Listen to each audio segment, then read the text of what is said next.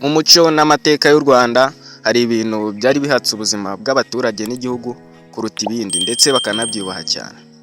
Muri aka kanya rero tugiye kurebera hamwe ibintu bitanu byafatwaga nk'ibitagatifu mu muco n'amateka y'u Rwanda. Niba ari bwo bwa mbere rero ugeze kuri uno muyoboro, icyo nakubwira ni ugukanda subscribe 5 tukajya tubana mu biganiro, ibyegeranyo n'amakuru y'ingirakamaro bitambuka hano kuri Menya n'ibintu.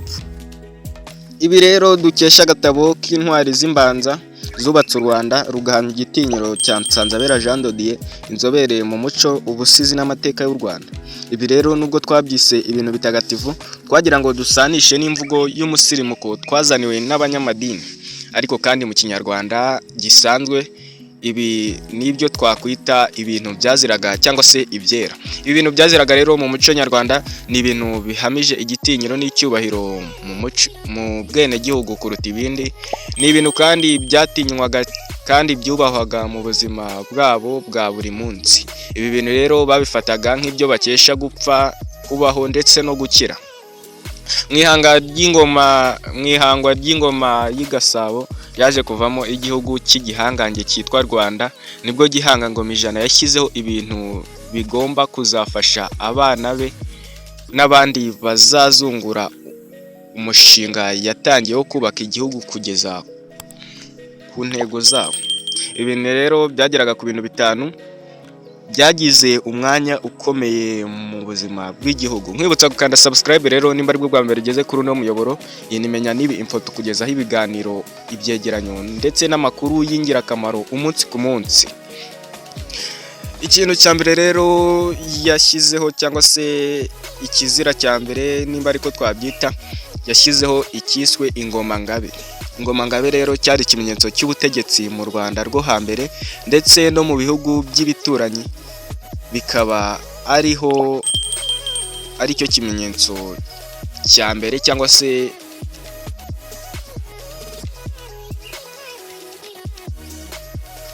se ibizira. Iyi ngoma ngabe rero niyo yari igitinyiro cy'igihugu, igitinyiro cyanyagwaga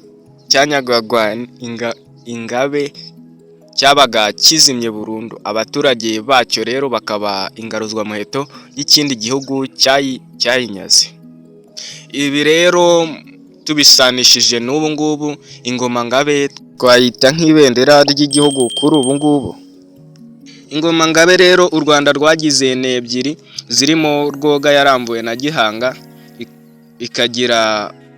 ikagabira igihugu kuva mu mwaka w'1991 kugeza mu mwaka w'1510, ubwo yanyagwaga n'abanyabungo mu gihe ibikomangoma byo kwa Gahima byarwaniraga ingoma. Indi ngoma rero yari ingoma bitaga Karinga, yarambuwe na Ruganzu Ndori ikagabira u Rwanda kuva mu mwaka w'1510 kugeza mu mwaka w'1962, ubwo hajyagaho Repubulika y'u Rwanda. Ikintu cya kabiri cyafatwaga nk'ikizira cyangwa se cyafatwaga nk'ikimenyetso cy'igihugu ni umwami. Umwami rero mu ntege z'ingoma ngabe yari ihagarariye igihugu, hakurikiragaho umwami wagengaga igihugu. Kuri uyu munsi rero twabisanisha n'umukuru w'igihugu, nyakubahwa perezida.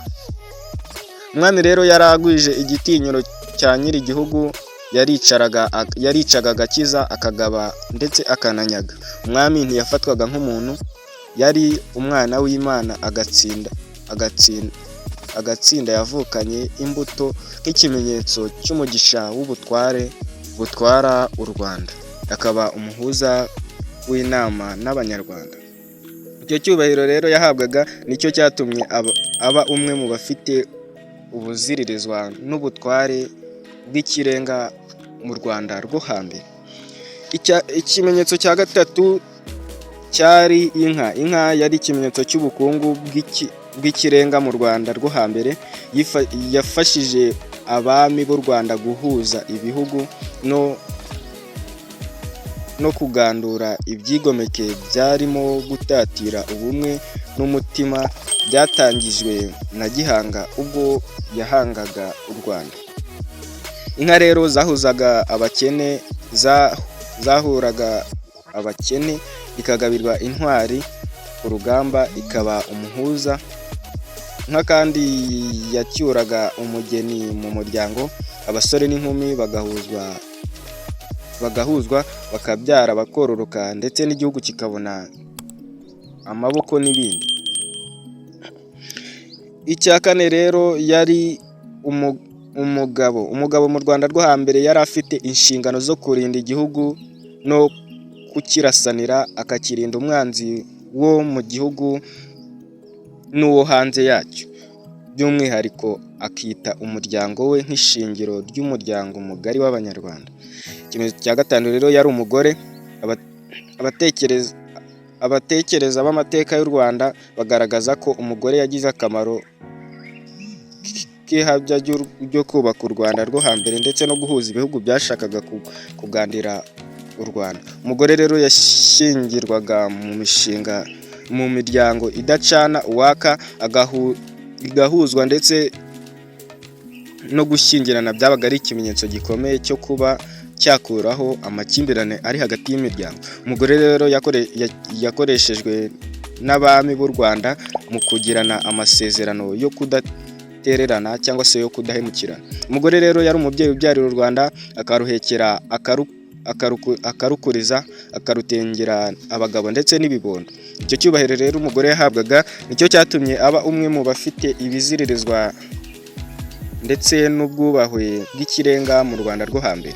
Ndabashimiye rero mwe twabanye. Iyi yari Menya n'Ibi Info. Ntugende udakanze subscribe, nyamuneka subscribe yawe ni inkunga ikomeye cyane, ndetse kandi yazanagufasha no kuzajya ubona andi makuru n'ibiganiro n'ibyegeranyo tugenda tugukorera. Nkwibutsa kandi gusura uno murongo wacu ukajyaho ukareba ibindi biganiro n'ibyegeranyo twagukoreye, ukabasha gukomeza kwenjoyinga ubuzima.